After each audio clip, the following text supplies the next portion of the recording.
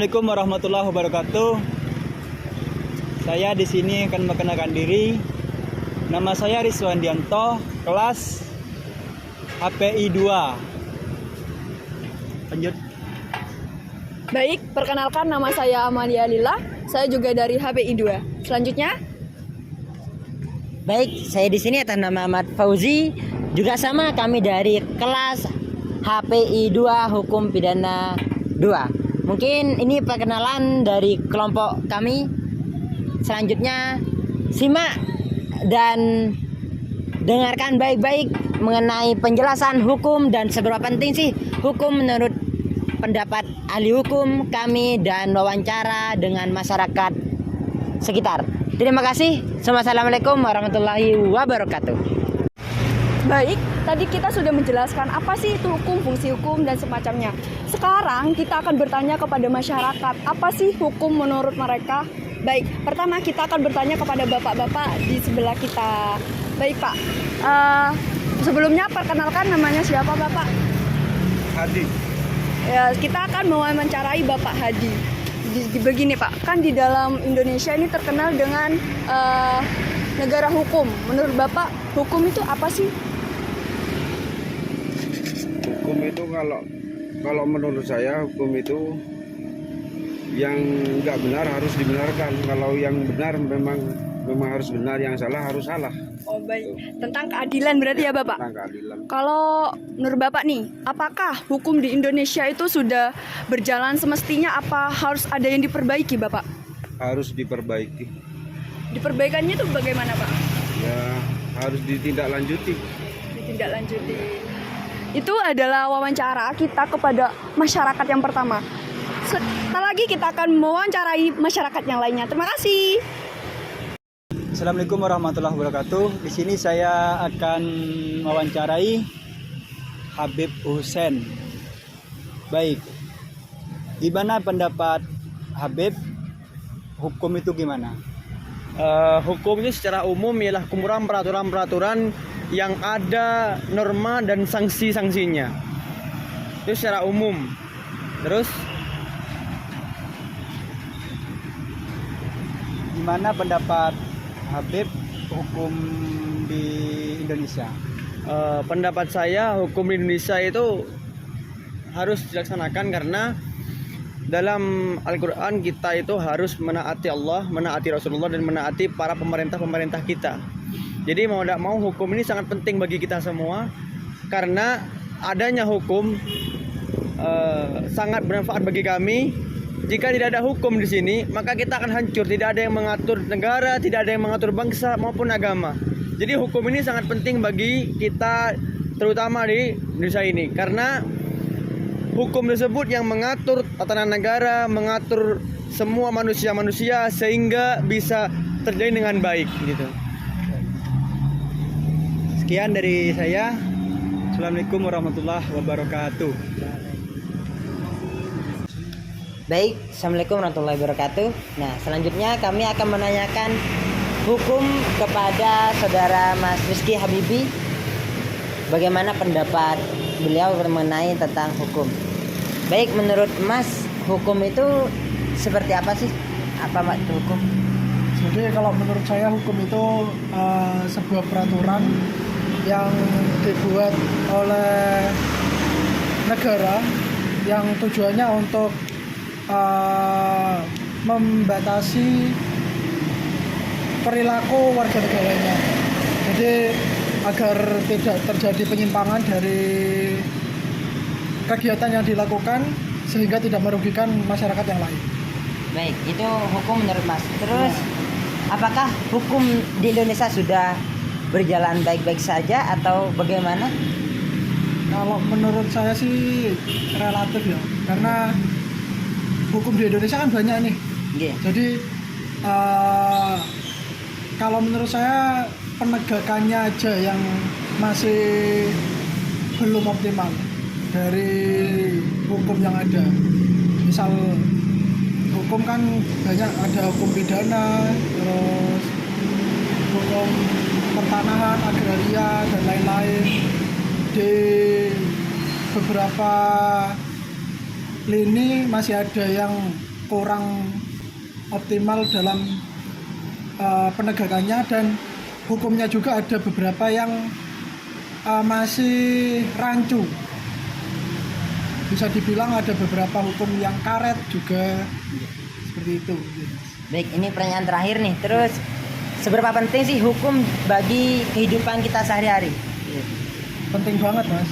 Banget. Penting banget. Soalnya kalau nggak ada hukum, kita bisa semena-mena pada orang lain tanpa ada tindakan. Jadi siapa yang berkuasa bisa seenaknya dia, gitu. Oke. Jadi semena-mena ya, Kalau semena-mena. nggak ada hukum ya, Kalau tidak bisa ada jadi. hukum. Ya. Baik, terima kasih Mas atas Sama-sama. waktunya. Oke. Mungkin sekian wawancaranya. Terima kasih. Nah, baik, di sini saya akan menjelaskan seberapa pentingnya sih hukum itu. Nah, sebelum penjelasan seberapa pentingnya hukum itu, tentunya kita harus memahami apa sih hukum itu. Nah, apa sih tujuan hukum itu dan apa sih fungsi hukum itu? Nah, jika kita udah paham ketikanya, mungkin kita akan sadar bahwa hukum itu benar-benar penting, benar-benar patut untuk kita taati, untuk kita jalani, dan untuk kita pahami. Nah, sebelum itu kan tadi sudah dijelaskan oleh rekan saya apa sih hukum itu menurut para ahli. Nah, sekarang tujuan hukum itu apa sih?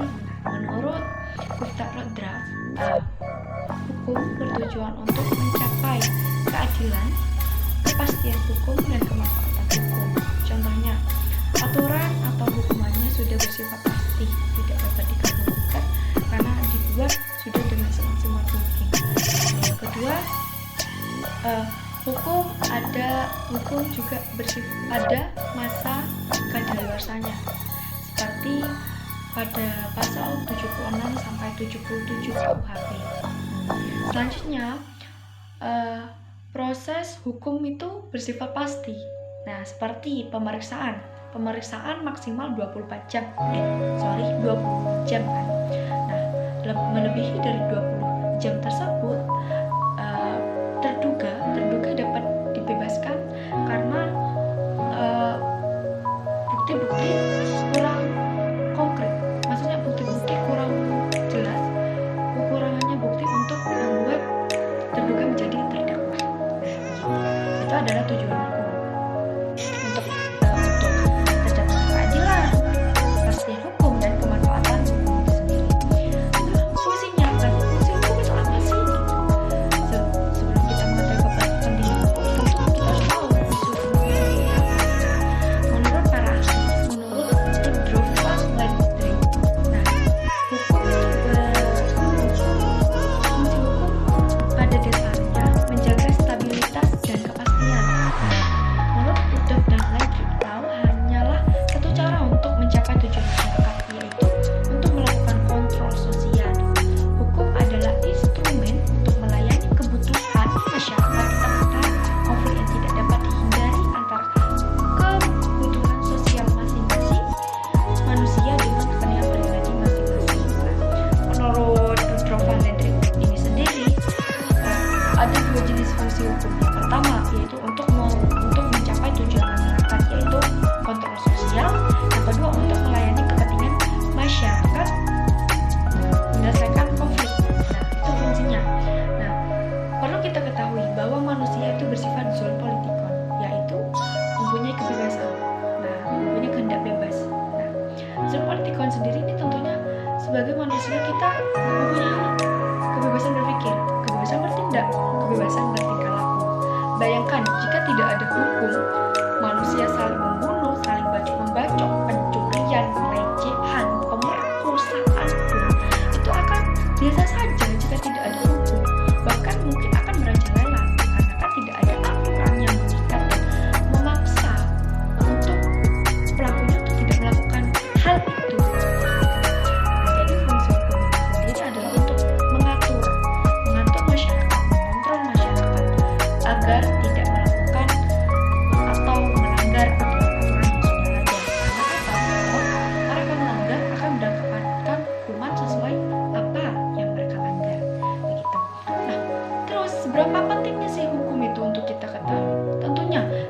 penjelasan tadi, dalam penjelasan tujuan dan fungsi hukum tadi, tentunya penting sekali hukum ini ada.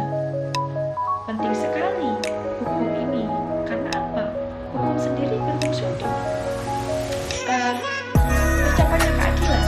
Bayangkan, jika tidak ada hukum, mungkin tidak akan ada keadilan. Walaupun pepatah sudah mengatakan tumpu ke atas lagi atas lanjut untuk menegakkan keadilan. Bayangkan juga contohnya saja, misal ada orang mencuri.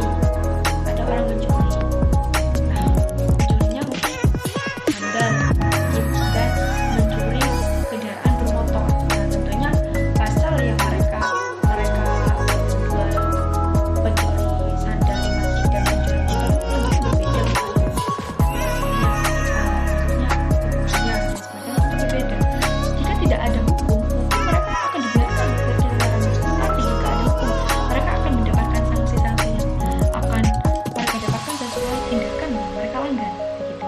Itu pentingnya hukum untuk mengatur kita, untuk mengontrol kita, dan untuk kita itu tertib teratur. Begitu. Jadinya penting banget untuk kita mempelajari hukum, untuk kita memahami hukum, dan penting banget untuk kita mengetahui hal-hal kecil yang terkait hukum agar kita menjadi orang yang taat hukum, bukan pelanggar hukum. Mungkin itu penjelasan dari saya. Jika ada kekurangan, saya memohon maaf. Terima kasih. Assalamualaikum warahmatullahi wabarakatuh. Di sini kelompok kami akan menjelaskan hukum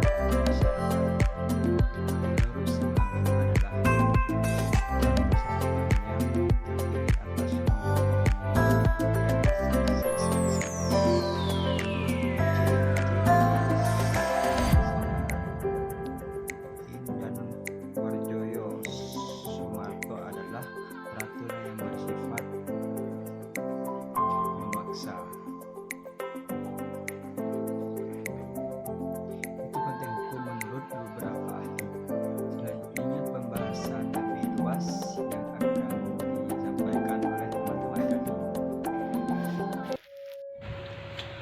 Baik, assalamualaikum warahmatullahi wabarakatuh. Di sini kami meneruskan pengertian apa itu hukum. Setelah tadi salah satu teman saya menjelaskan hukum menurut beberapa ahli, kini kami akan mengkaitkan yang dikatakan para ahli dengan 5 variabel yang ada di dalam hukum.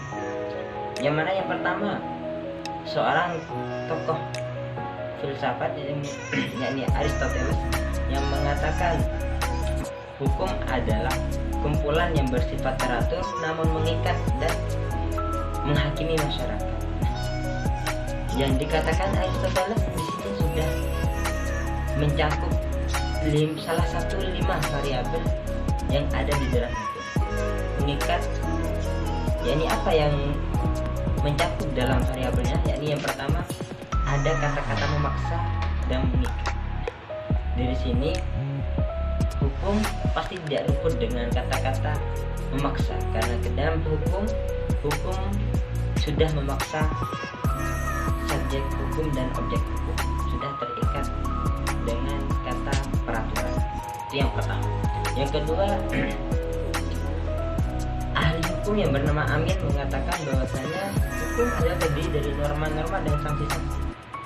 Ini juga benar, sudah mencakup salah satu dari 5 variabel hukum, yakni apa? Yakni berupa aturan, norma-norma, dan memiliki sanksi.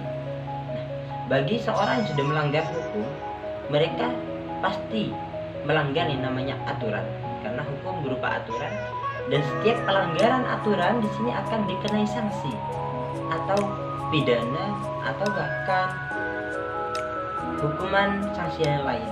Intinya apa? Inti sanksi dari hukum di sini gunanya agar pelaku subjek hukum tidak mengulangi perbuatan yang mengandung kejahatan unsur pelanggaran hukum. Itu yang kedua. Yang ketiga, ada yang namanya Suharjo. Jadi Suharjo yang mengatakan bahwasanya hukum adalah berupa yang pertama berupa norma-norma. Jadi yang dikatakan para ahli hukum di sini sudah benar dan mencakup beberapa 5 variabel tadi. 5 variabel ini apa aja sih? Kok hanya beberapa saja yang disebutkan? Yang pertama, hukum tidak luput dengan namanya aturan. Karena di dalam hukum pasti terdapat aturan-aturan, baik itu dari norma agama, norma kesusilaan, norma kesopanan, norma adat, dan norma hukum. Itu ada 5 norma di dalam aturan. Selanjutnya, hal sesuatu yang ada dalam variabel hukum, yakni menertibkan masyarakat. Tentu saja adanya hukum menciptakan aturan-aturan agar apa? Agar menertibkan masyarakat, agar masyarakat di sini hidupnya aman, sejahtera, tidak amburadul. Dengan apa? Dengan adanya hukum. Itu dua. Yang kedua, variabel kedua dari hukum. Yang ketiga, dibuat oleh negara atau pemerintah. Dalam negeri kita, negara Indonesia, yang membuat undang-undang peraturan hukum, yakni DPR. Tentunya ini sudah merupakan kewenangan legislatif untuk menciptakan rancangan undang-undang, kemudian nanti disahkan oleh presiden, seperti itu. Dibuat oleh pemerintah atau penguasa. Itu yang ketiga. Yang keempat apa? Yakni yang seperti yang saya katakan tadi, bahwa hukum bersifat memaksa dan mengikat. Artinya apa? Ketika seorang sudah dikenai hukum atau aturan, di sana sudah ada kata paksa. Orang harus dipaksa mengikuti aturan yang sudah tertulis dan disahkan. Mengapa demikian? Karena mereka sudah hidup di dalam dunia hukum. Mau tidak mau dia harus dipaksa mengikuti kata perintah yang ada di dalam aturan hukum. Itu yang keempat. Dan terakhir apa? Sanksi atau hukuman. Baik, ini sudah pasti jelas di dalam sebuah yang namanya hukum. Kenapa? Hukum pasti ada sanksinya. Karena bagi siapa? Bagi yang melanggar tentunya. Kalau tidak melanggar, dia akan terkenai sanksi karena sudah aman mengikuti aturan. Sanksi ini sudah sesuai dengan perundang-undangan atau sudah sesuai dengan yang disepakati di dalam aturan tersebut. Semisal ketika di dalam undang-undang Satlantas, ketika ada pengendara motor tidak memakai helm atau tidak membawa SIM, itu sudah pasti ada sanksinya tertentu. Misal juga ada pencurian barang, sudah tertulis di dalam pasal 363 KUHP. Itu beberapa penjelasan hukum dari pendapat ahli hukum dan mengaitkan hukum dengan variabel. Selanjutnya yakni kita akan membahas lebih lanjut seberapa penting sih hukum bagi kehidupan kita sehari-hari, atau tujuannya hukum sebenarnya apa gitu. Maksudnya apa? Nah, namun penjelasan mengenai seberapa penting hukum dan seperti apa tujuan dan fungsinya hukum akan dilanjutkan oleh rekan kami selanjutnya, yakni Saudara Amalia. Mungkin itu dari kami. Terima kasih. Selanjutnya akan diteruskan oleh rekan kami.